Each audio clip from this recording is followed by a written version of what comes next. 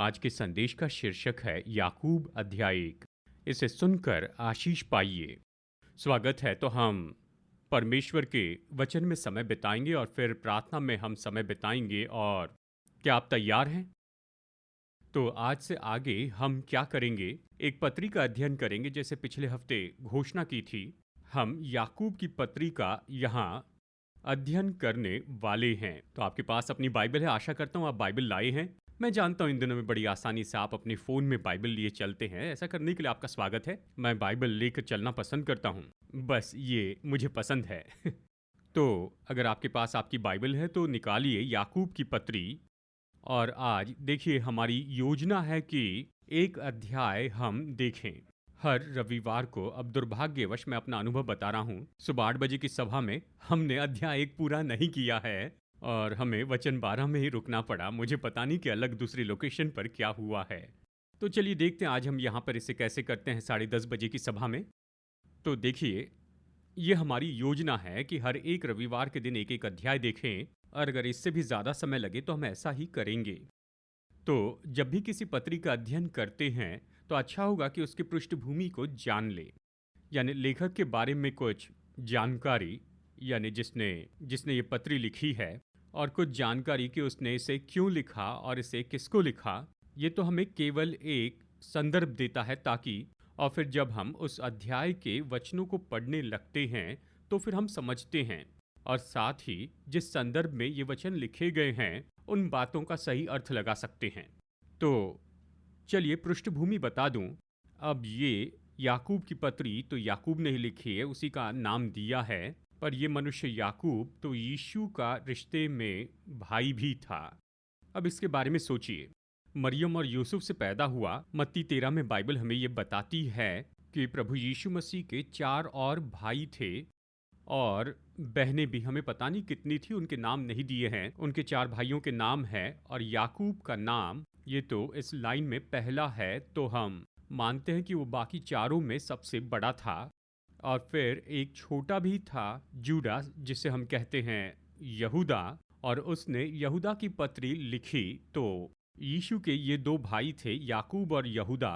इन्होंने 2 पत्रियां लिखी जो हम नए नियम में पाते हैं। तो याकूब ने ये पत्री लिखी, वो यीशु का आधा भाई था। तो इस लेखक के बारे में कुछ बात कि वो यीशु के साथ पला बढ़ा।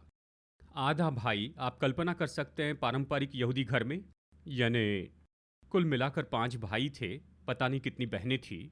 और देखिए कि यहूदी घर केवल एक सामाजिक घटक नहीं था, पर वो मजबूत धार्मिक घटक भी था। उन्हें सिखाया जाता, वो बहुत ही अनुशासित लोग थे, एक साथ आराधनालय जाते थे, और बहुत ही करीब रहने वाले ये भाई, यानी भाइयों के बीच का ये बंधन, ये बहुत ही करीब थे, और वो तो एक दूसरे के साथ खड़े रहते थे। यही यहूदी परिवार था। अवश्य ही भाई एक साथ पले बढ़े, तो अवश्य ही उन्होंने अपने पिता के काम को भी सीखा होगा।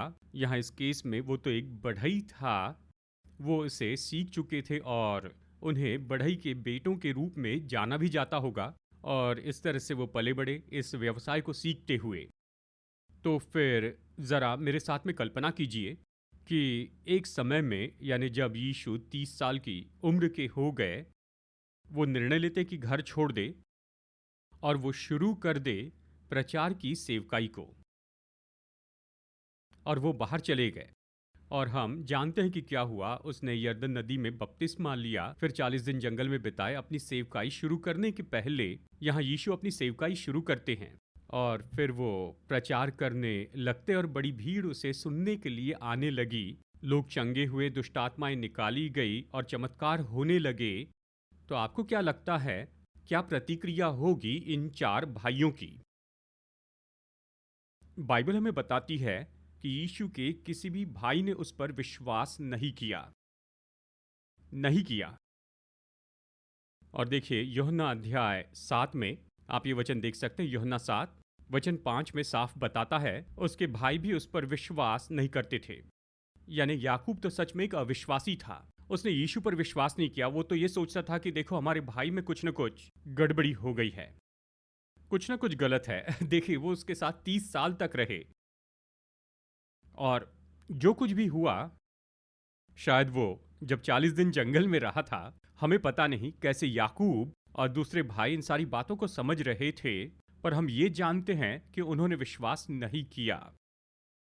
यीशु पर विश्वास नहीं किया।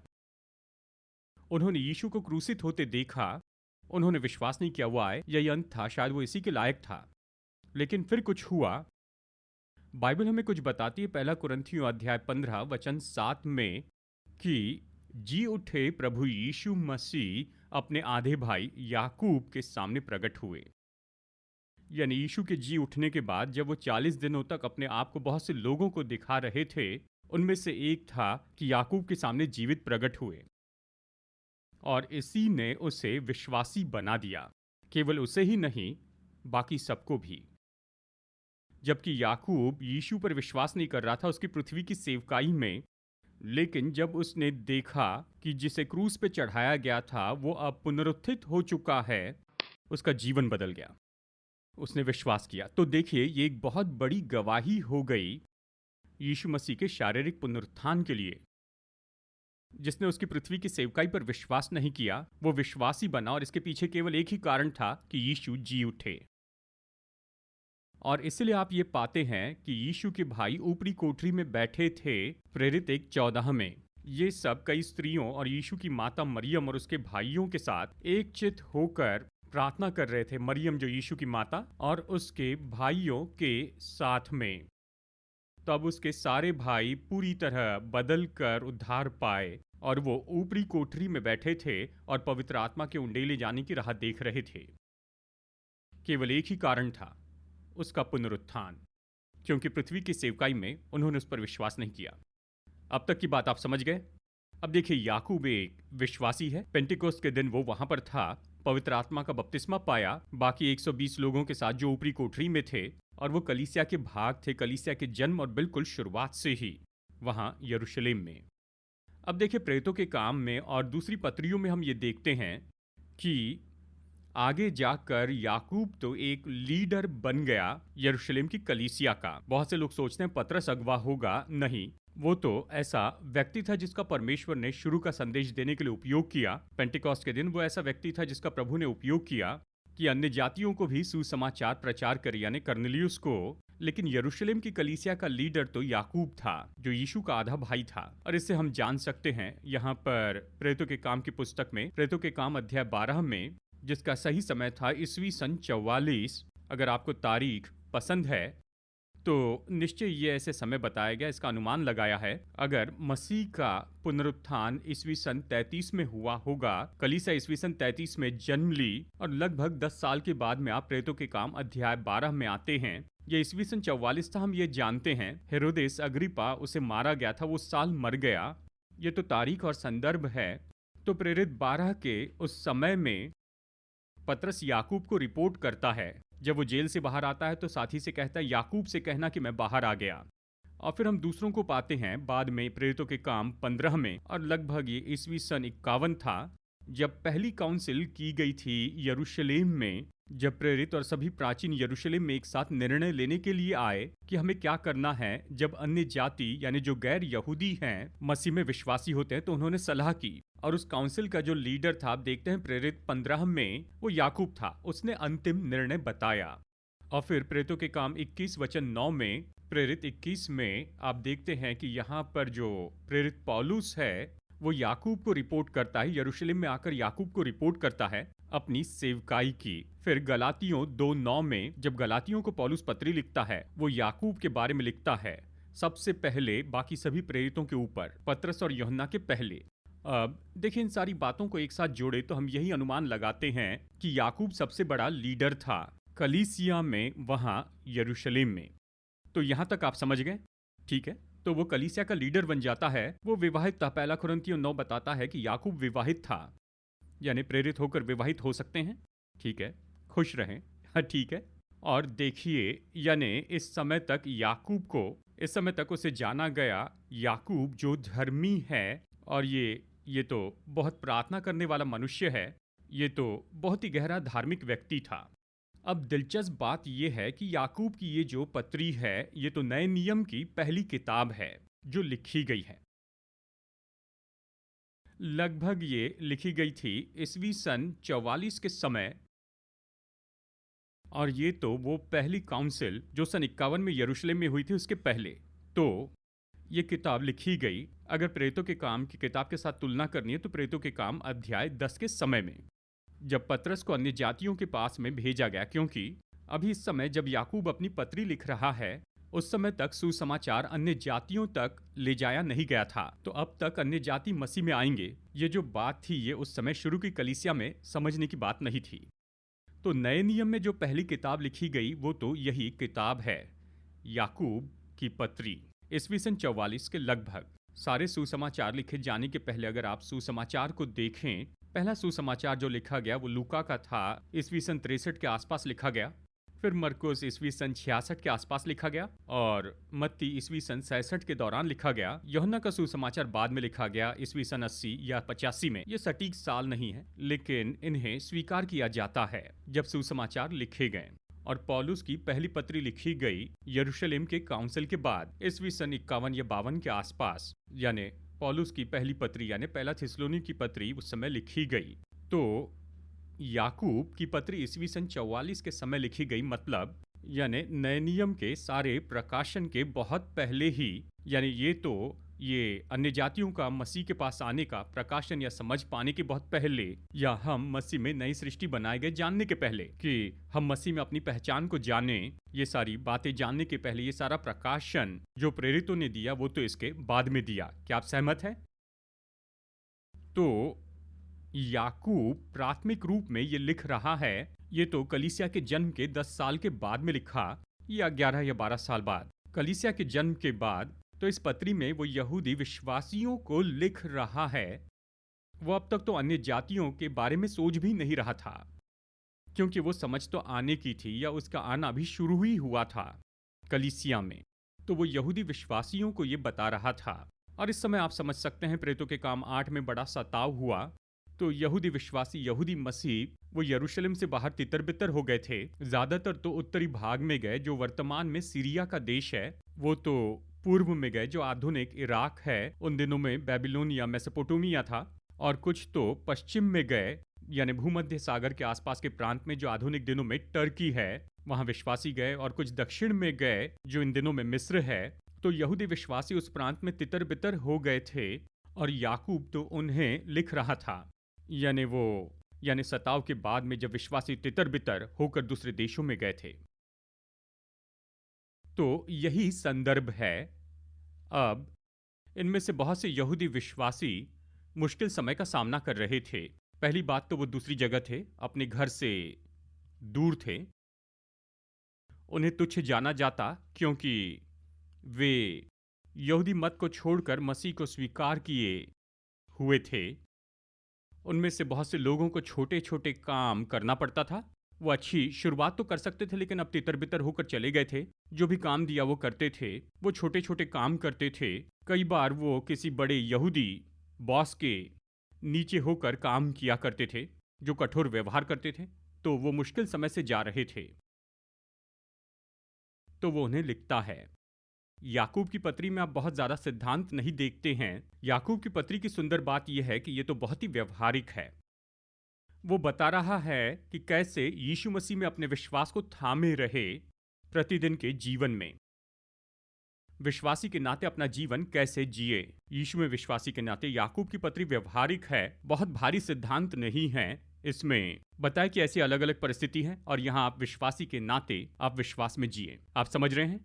ठीक है, तो चलिए चलते हैं याकूब की पत्री अध्याय 1 और चलिए देखते हैं आज सुबह कहाँ तक जा सकते हैं। तो मेरे साथ में निकालिए याकूब अध्याय 1। हम वचन 1 से शुरू करते हैं। वो यहाँ अपना परिचय देता है। याकूब जो परमेश्वर के और प्रभु यीशु मसीह के दास याकूब की ओर से उन 12 गोत्रों को जो तितर बितर होकर रहते हैं नमस्कार पहुंचे। अब देखिए खुद का कैसे परिचय देता है। उसने नहीं कहा हेलो मैं यीशु का आधा भाई हूं और यीशु ने जितनी भी शरारतें की वो सब तुम्हें बताऊंगा, उसकी सेवकाई शुरू करने के पहले नहीं, इस तरह से शुरुआत नहीं की। देखिए यहां पर किसी भी रीति से वो नहीं बताता है, नहीं समझाता है शरीर में भाई होने के रूप में। जो वो एक साथ रहते थे 30 साल तक, कल्पना कीजिए।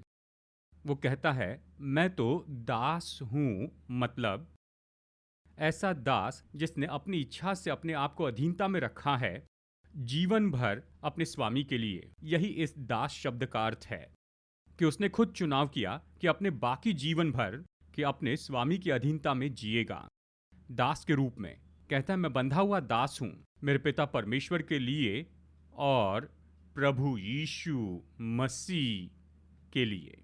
देखिए कितने आदर के साथ वो उसके बारे में कह रहा है जिसे वो जानता था, यानी पृथ्वी के संबंध में वो उसका आधा भाई था।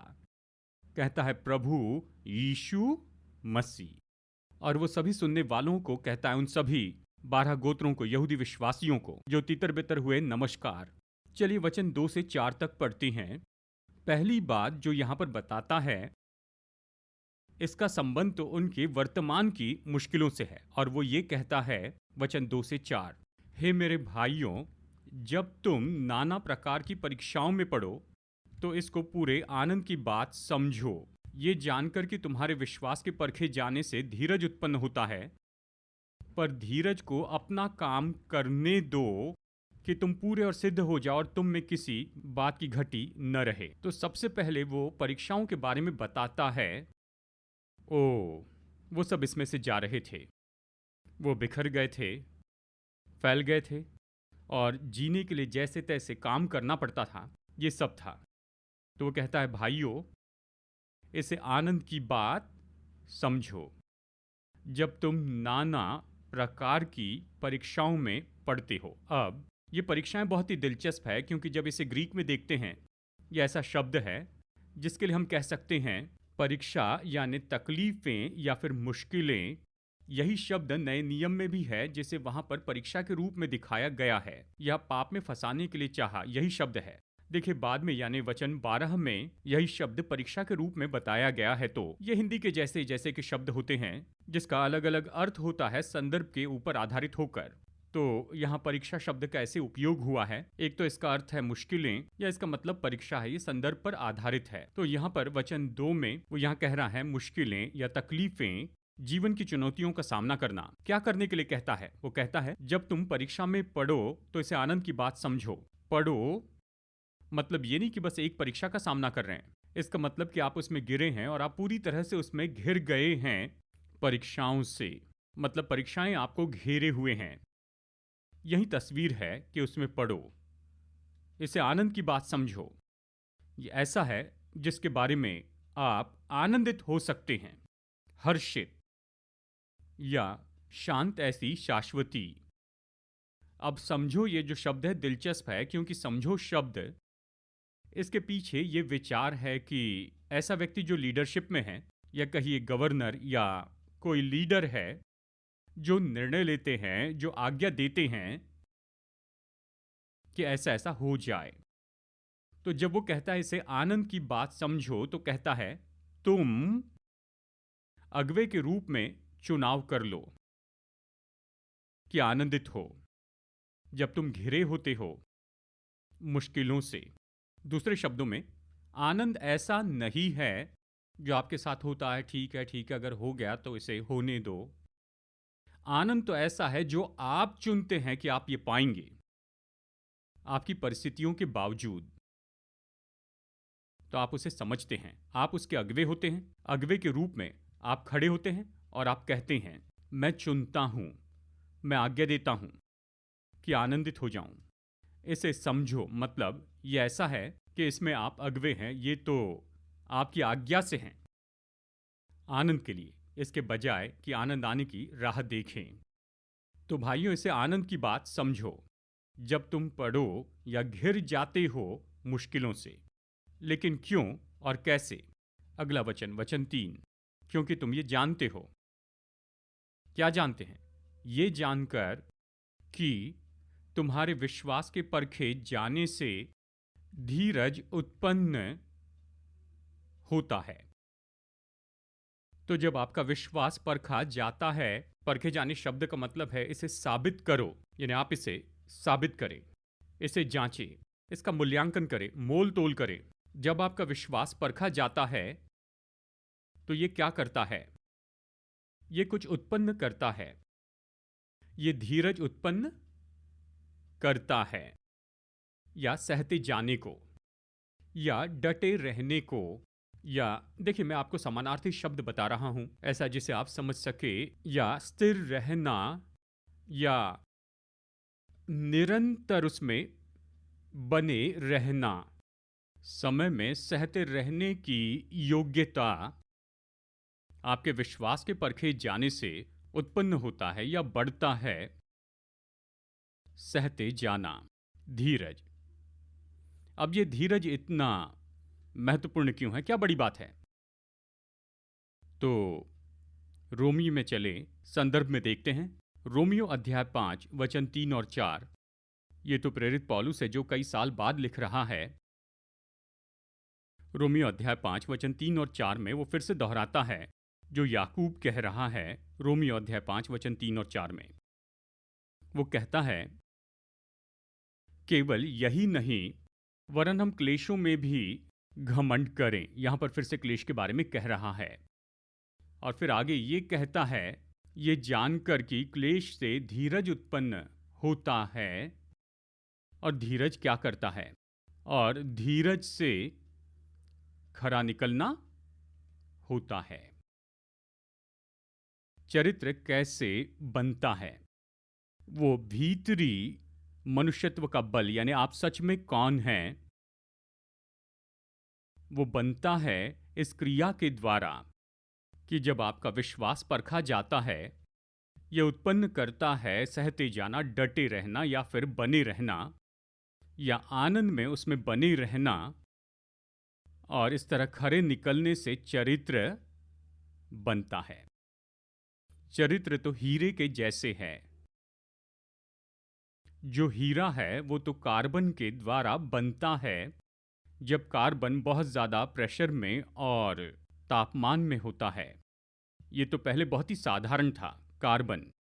और दूसरी ओर देखिए, हीरा है, लेकिन ये बहुत बड़े दबाव और तापमान से जाता है। क्या आप समझ रहे हैं? तो चरित्र आपके ऊपर किसी के हाथ रखने से नहीं आता। आपको चरित्र का अभिषेक नहीं मिल सकता, चरित्र को निर्माण करना पड़ता है। आमेन। और ये कैसे बढ़ता है? जब आप जाते हैं जीवन की परिस्थितियों से और वो सहनशीलता बढ़ाते जाए, और वो सहनशीलता उत्पन्न करेगी चरित्र। और चरित्र हमें आशा के लोग बनाता है। इसका मतलब क्लेश में भी हमारे पास आशा है। क्यों? क्योंकि हम इससे गए हैं और हम चरित्र के लोग हैं। हमारे भीतर में वो नैतिक भीतरी बल है हमारे अंदर। इसे आनंद की बात समझो भाइयों। जब तुम नाना प्रकार की परीक्षाओं में पढ़ते हो तो जान लो, तुम ये जानते हो कि तुम्हारे विश्वास के परखे जाने से धीरज उत्पन्न होता है। हमने रोमियो 5 में देखा, धीरज से चरित्र उत्पन्न होता है। और चरित्र ही वो हीरा है जिसे परमेश्वर ढूंढते हैं। जैसे उसने वचन 4 में कहा, पर धीरज को अपना काम पूरा करने दो, कहा कि तुम पूरे और सिद्ध हो जाओ और तुम में किसी बात की घटी न रहे। दूसरे शब्दों में, अपनी जगह पर बने रहें। धीरज अपना काम पूरा करे ताकि आप पूरे और सिद्ध होकर आ सको और किसी बात की घटी न रहे। दूसरे शब्दों में कहिए कि अगर हम कोई कोर्स करना चाहते हैं, जैसे कि हम में से बहुत से लोग ऑनलाइन लर्निंग कोर्स करना चाहते हैं, लेकिन ऑनलाइन लर्निंग उसमें ड्रॉप आउट्स होते हैं 80-90% लोग उसे कोई पूरा नहीं करता। साइन अप करना तो मुफ्त में है, साइन अप करना आसान है। ऐसे कोर्सेस हैं, पर उसे पूरा करना मुश्किल है। हम उसमें बने नहीं रहते। यहां पर कहता है कि धीरज को अपना पूरा काम करने दो कि तुम सिद्ध हो, ताकि आप ही वो हीरा बन जाए, कि तुम पूरे और सिद्ध हो जाओ। सिद्ध मतलब कोई घटी ना हो, पूरे हो, पूरे बढ़ जाए, परिपक्व हो। तो फिर परिपक्वता कहां से आती है? लोग कहते हैं, मुझे आत्मिक रीति से परिपक्व होना है, पर यह कोई उंडेल नहीं सकता, यहाँ पर हाथ रखकर आपको परिपक्वता नहीं दे सकता। ये तो इस क्रिया के द्वारा आती है। धीरज को अपना काम पूरा करने दो। अब इसके बारे में सोचिए। देखिए, प्रतिदिन के जीवन में आप किस पर भरोसा रखेंगे? अगर आपको एक महत्वपूर्ण काम करना है, अगर उसे करना है, तो क्या आप इसे अनजान को वो देंगे या उसे ढूंढेंगे जिसने कोशिश की और साबित करके दिखाया? किसे चुनेंगे? आप तो शायद उसे पसंद करेंगे जो कि साबित कर चुका है। तो प्रभु राज्य में भी ऐसा ही है। परमेश्वर हम पर भरोसा रखते हैं, जैसे उसने हमें साबित करके देखा है जीवन की यात्रा में, तो काम के लिए हम पर भरोसा रखते हैं। क्या आप समझ रहे हैं? तो वो सीधा साफ बोलते हैं, कहते हैं, चलिए परीक्षा के बारे में कहते हैं। लेकिन जब परीक्षा से हम जाते हैं तो वो एक चीज कौन सी है जो हम सबको चाहिए? अवश्य हमें बल और ये सब चाहिए, पर एक चीज हमें चाहिए, हमें बुद्धि चाहिए।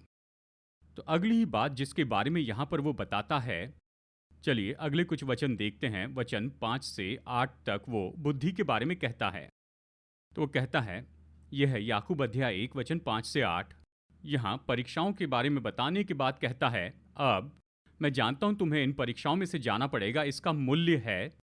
तो हमें क्या चाहिए? हमें बुद्धि चाहिए। वचन 5 से 8, पर यदि तुम में से किसी को बुद्धि की घटी हो तो परमेश्वर से मांगे, जो बिना उल्हाना दिए सबको उदारता से देता है और उसको दी जाएगी। पर विश्वास से मांगे और कुछ संदेह न करे, क्योंकि संदेह करने वाला समुद्र की लहर के समान है जो हवा से बहती और उछलती है। ऐसा मनुष्य ये न समझे कि मुझे प्रभु से कुछ मिलेगा। वो व्यक्ति दुचित्ता है और अपनी सारी बातों में चंचल है। देखिए, एक चीज हमें चाहिए, वो है बुद्धि। अवश्य ही जीवन की प्रतिदिन की परिस्थिति में, और विशेषकर जब हम इन परीक्षाओं में से जाते हैं, ओ प्रभु बुद्धि दीजिए। पता नहीं मैं क्या करूं, मैं इसमें से कैसे जाऊं। ठीक है, मुश्किलें, परीक्षाएं, हमें क्या चाहिए? बुद्धि। हमें बुद्धि की कमी है। हमें जानना है कि क्या करना है, कि हमें यही करना है। कहता है परमेश्वर से मांगे, और फिर हमें परमेश्वर के बारे में कुछ सिखाता है। कहता है परमेश्वर से मांगो जो देता है। परमेश्वर देने वाले परमेश्वर है। तो चलिए एक साथ कहते हैं, परमेश्वर देने वाले परमेश्वर हैं। ठीक है, वहां से मुझे आवाज आ रही है, पर आपका क्या? परमेश्वर देने वाले परमेश्वर हैं।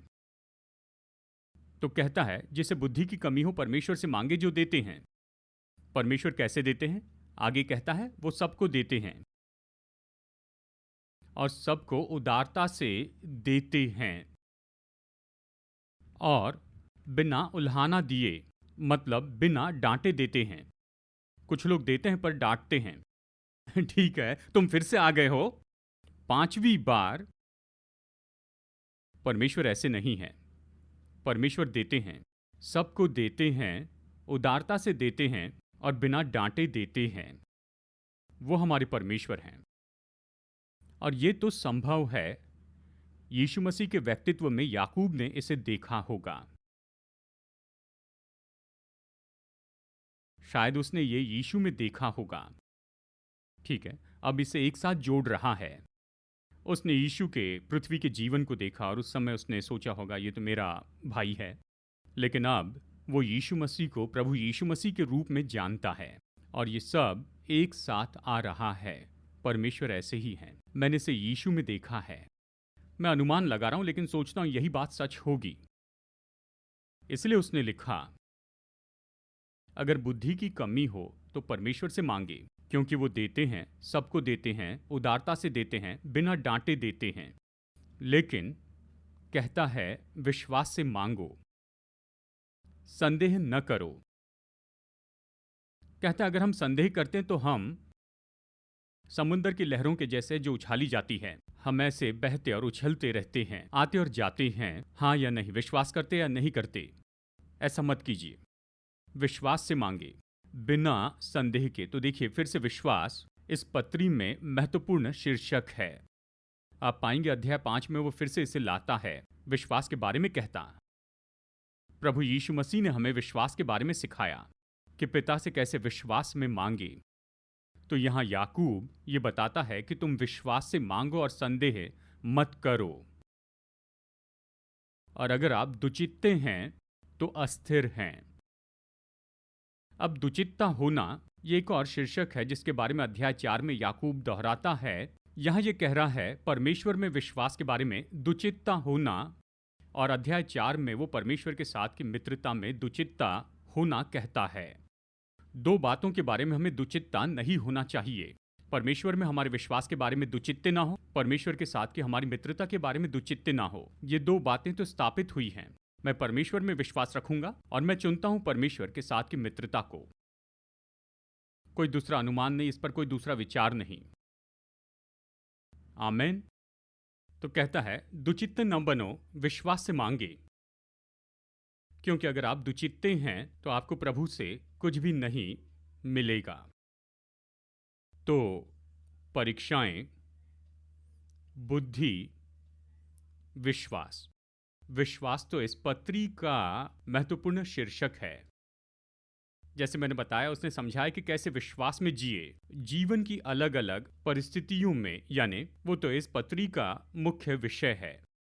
शुरू में बताता है कैसे विश्वास का उपयोग करें परमेश्वर से प्राप्त करने में, और भी दूसरे क्षेत्र बताता है जहां पर विश्वास में काम करना है। बताता है कैसे विश्वास जीवन की परीक्षाओं में से जाने में हमारी मदद करता है।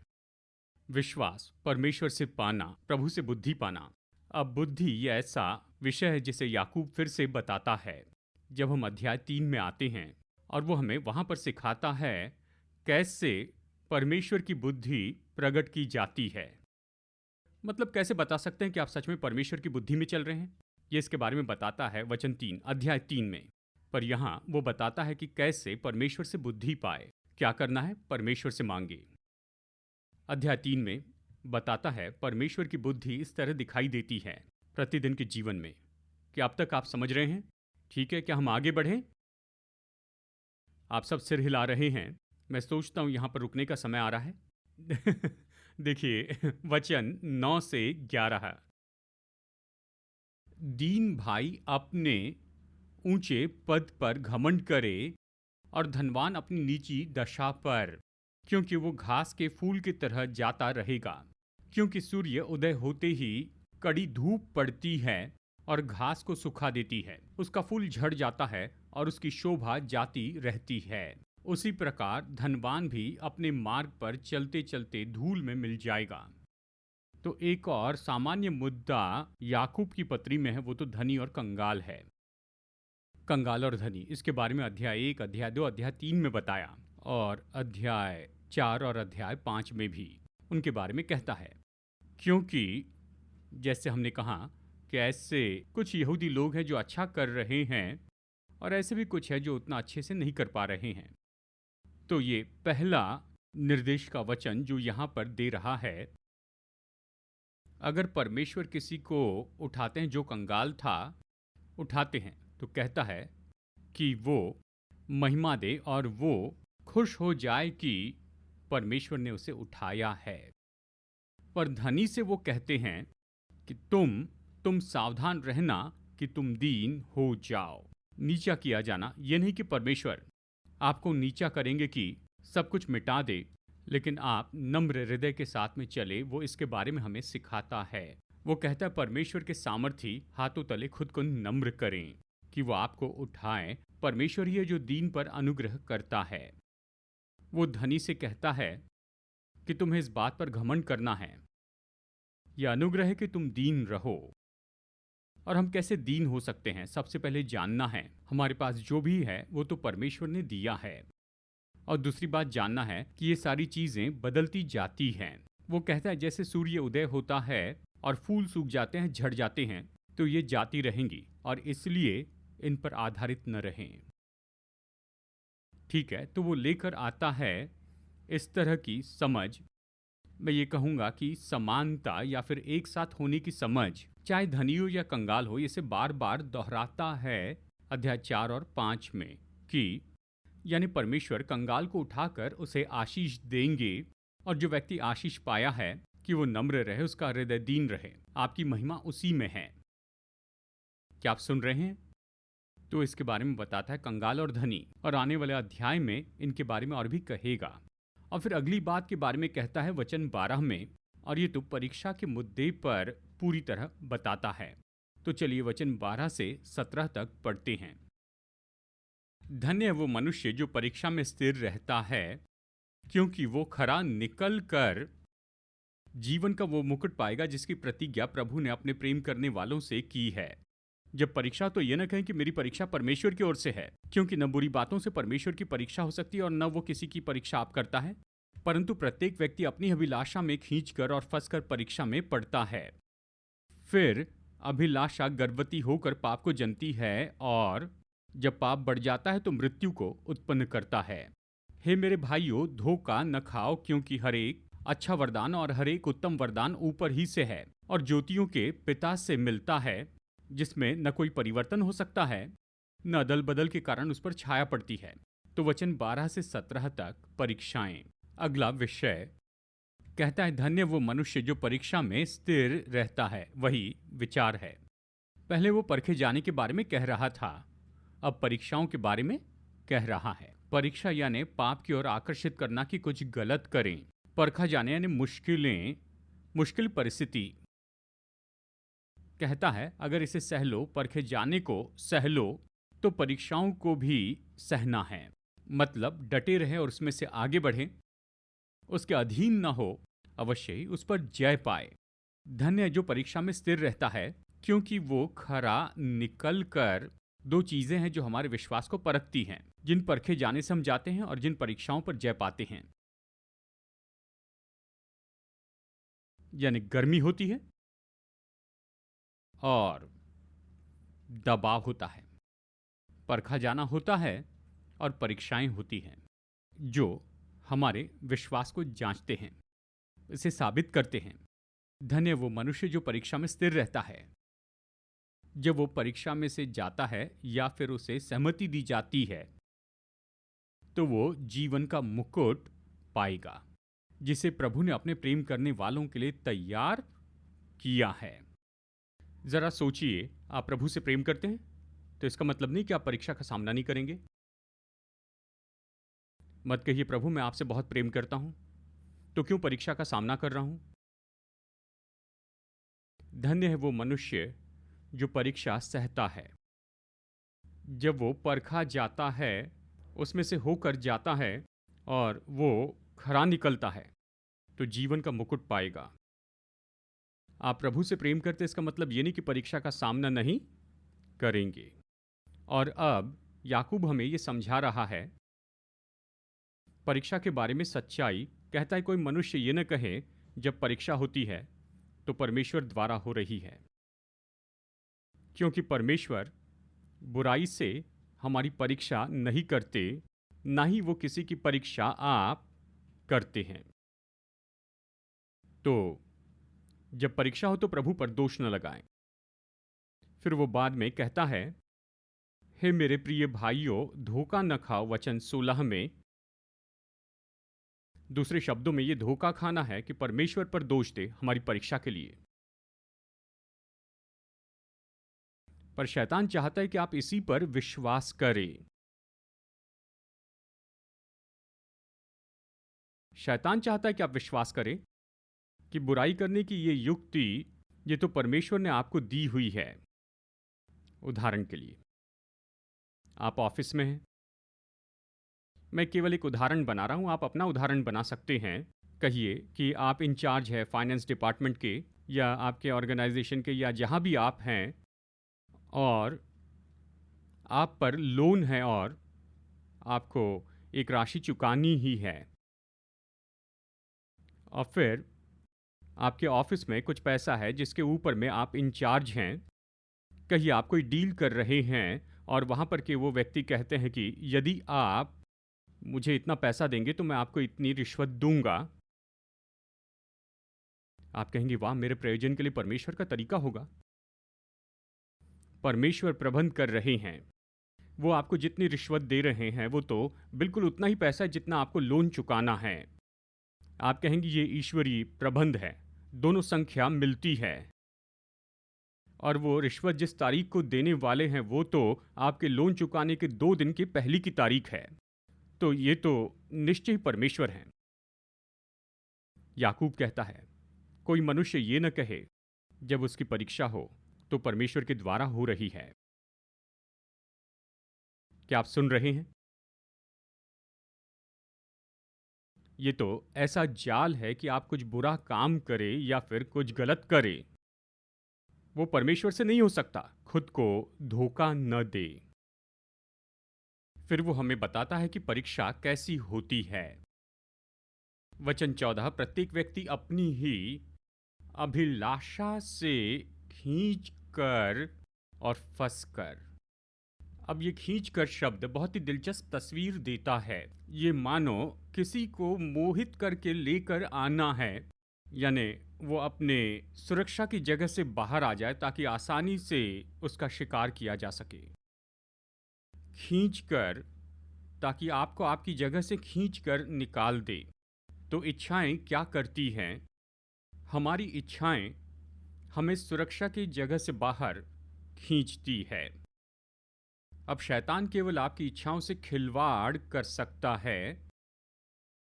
संसार केवल आपकी इच्छाओं को ही खींच सकता है, लेकिन आखिरकार ये तो आपकी इच्छाएं हैं जो आपको आपकी सुरक्षित जगह से खींचकर निकालती है।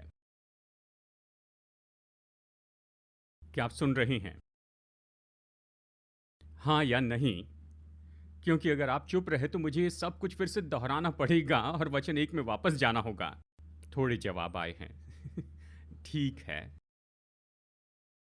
लेकिन हर एक मनुष्य, हर एक की परीक्षा होती है जब वो अपनी ही इच्छाओं में खींच कर निकलता है।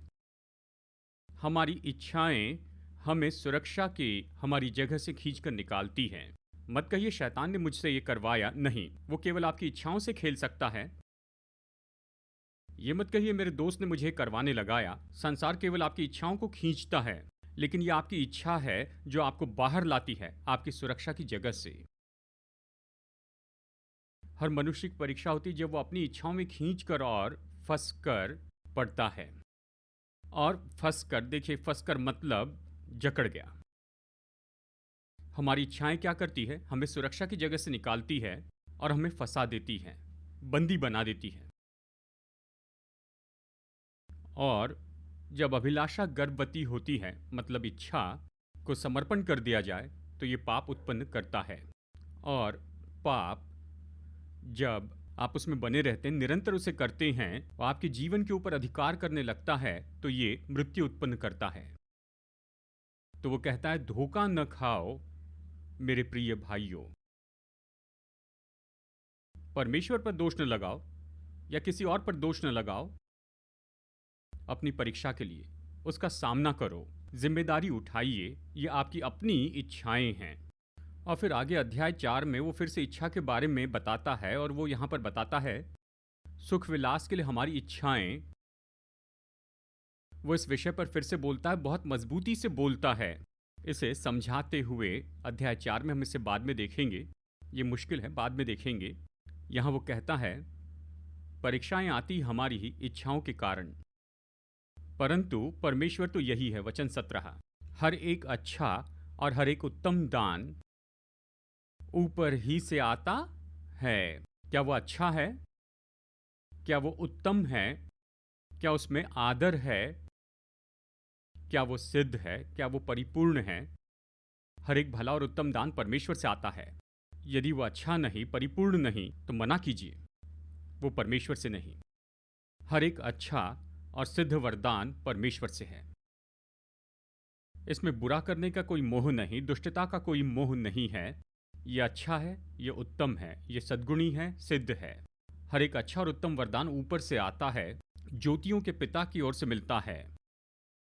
ये ऐसा नहीं कि परमेश्वर ज्योति है, लेकिन सब कुछ जो ज्योति से है वो उसी से है। वो ज्योतियों का पिता है, जिसमें न तो कोई परिवर्तन हो सकता है, कोई अंधकार नहीं, उसमें कोई अदल बदल नहीं। परमेश्वर यही है। आमेन। और हम यहीं तक गए थे हमारी 8 बजे की सभा में। जानते हैं, एक बार पौलुस ने सारी रात प्रचार किया था।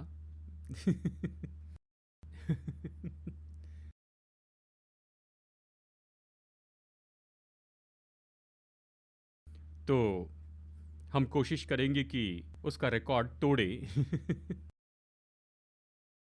मुझे पता नहीं, खैर मैं सोचता हूँ कि हमें यहीं पर रुकना चाहिए। ये यहीं पर रुक जाते हैं, नहीं तो वचन पचाने में मुश्किल हो सकती है।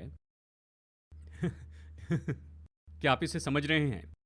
ठीक है, हम यहीं पर रुकते हैं। मैं आपको ओवरलोड नहीं करना चाहता, पूरा अध्याय सिखाना तो चाहता था, लेकिन हम यहीं पर रुकेंगे। लेकिन जानते हैं, परमेश्वर का वचन पवित्र आत्मा के द्वारा अभिषिक्त है और यह हमें स्वतंत्र करता है। सच्चाई तो यही है, सत्य स्वतंत्र करता है, सत्य हमें पूरी तरह बदल देता है। मैं निश्चय जानता हूं, कुछ समय में हम प्रार्थना करेंगे। मैं निश्चय जानता हूं, जैसे हम परमेश्वर के पवित्र वचन को सुनते रहते हैं और समय निकालकर देखते हैं ये कैसे उपयोगी होता है हमारे जीवन में, तो जानता हूं कि परमेश्वर अपनी आत्मा के द्वारा हम में से हर एक के जीवन में काम करते हैं। मैं इतना हैरान हूं कि कैसे जो याकूब ने लिखा ईस्वी सन 44 में, और उस समय कलीसिया तो केवल 10, 11 या 12 साल की थी अपनी इस यात्रा में, ये आज हमारे लिए कितना उपयोगी होता है।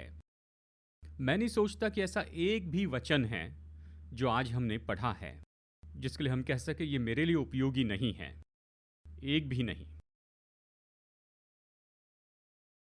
हर एक वचन जो हमने पढ़ा है वो व्यवहारिक है हम सब के लिए। हम यहाँ हैं लगभग 2000 से भी ज़्यादा साल के बाद बैठकर पढ़ रहे हैं। ये तो ऐसा है, ये तो आज हमारे मामले जैसा है। जो कुछ भी लिखा है उपयोगी है। ये तो पवित्र आत्मा ही होना चाहिए। आमेन। क्योंकि ये तो अनमोल ऐसे बिना समय के सत्य प्रभु से आते हैं जो अपने लोगों से बात करते हैं। हम अपने पास्टर को बुलाना चाहते हैं। आइए हम सब लोग खड़े हो जाए, परमेश्वर को काम करने दे। आज की ये सभा खत्म करने के पहले हम कुछ समय प्रार्थना करेंगे और आज हमने जो भी सुना है परमेश्वर के वचन से, रवि और दूसरे, आइए सलीना, नैन्सी, रोशन, और आप भी अपने माइक्स उठा लीजिए। आपने जो भी सुना है, हम जानते हैं हमने बहुत से पॉइंट्स पर यहाँ पर बताया है। याकूब ने बहुत से पॉइंट्स बताए हैं और इन सब में से शायद 1 या 2 या 3 आज आपके लिए कुछ अर्थ रखते हैं। तो इसके पहले कि हम यहाँ से चले जाए, इसके लिए कुछ समय प्रार्थना कीजिए। शायद ये तो परीक्षाओं के विषय का भाग है। शायद ये भाग हो सकता है चरित्र के बारे में, बुद्धि या विश्वास के बारे में, या धनी और कंगाल के बारे में, या परीक्षाओं के बारे में। देखिए, ऐसे बहुत सी बातें हैं इसमें जो याकूब ने हम सबको बताई हैं। कुछ ऐसा है जो आप महसूस करते हैं कि यह आपके लिए है।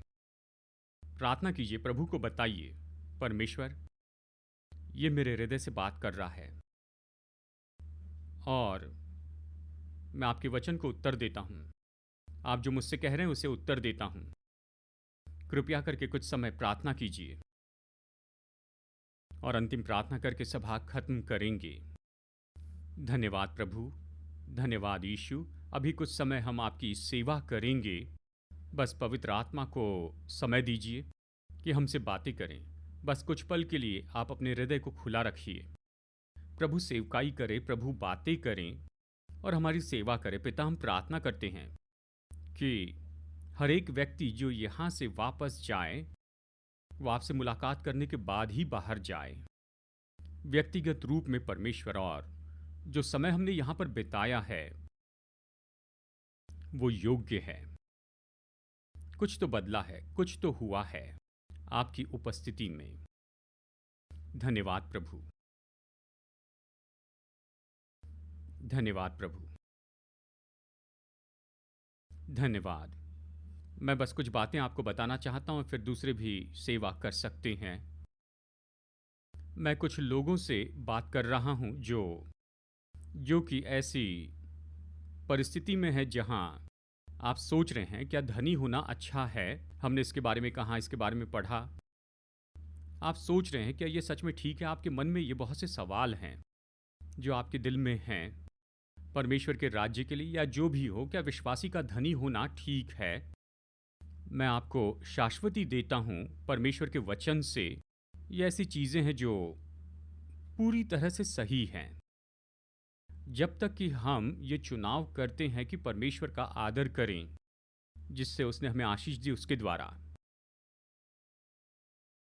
देखिए, धनी होना अपने आप में पाप नहीं है, लेकिन जब धन हम पर नियंत्रण करता है तो ये गलत है।